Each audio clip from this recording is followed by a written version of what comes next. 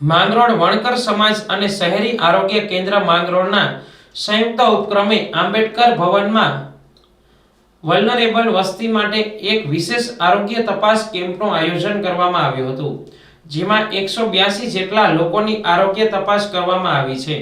આ કેમ્પમાં ખાસ કરીને ડાયાબિટીસ, બીપી, કેન્સર અને ટીબી જેવી લાંબી બીમારી ધરાવતા વ્યક્તિઓ, નબળી રોગપ્રતિકારક શક્તિ ધરાવતા દર્દીઓ, દિવ્યાંગો અને શ્વાસ સંબંધિત તકલીફોના જોખમ હેઠળના વૃદ્ધો પર વિશેષ ધ્યાન કેન્દ્રિત કરવામાં આવ્યું હતું.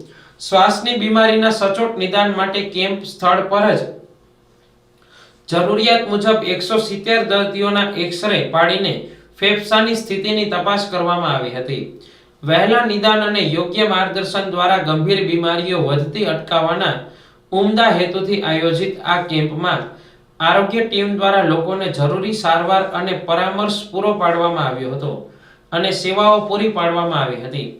આ તકે વણકર સમાજના પટેલ તથા કારોબારી સભ્યો અને શહેરી આરોગ્ય કેન્દ્રના ડોક્ટર તેમજ આરોગ્ય સ્ટાફ દ્વારા કેમ્પનું સફળ સંચાલન કરવામાં આવ્યું હતું.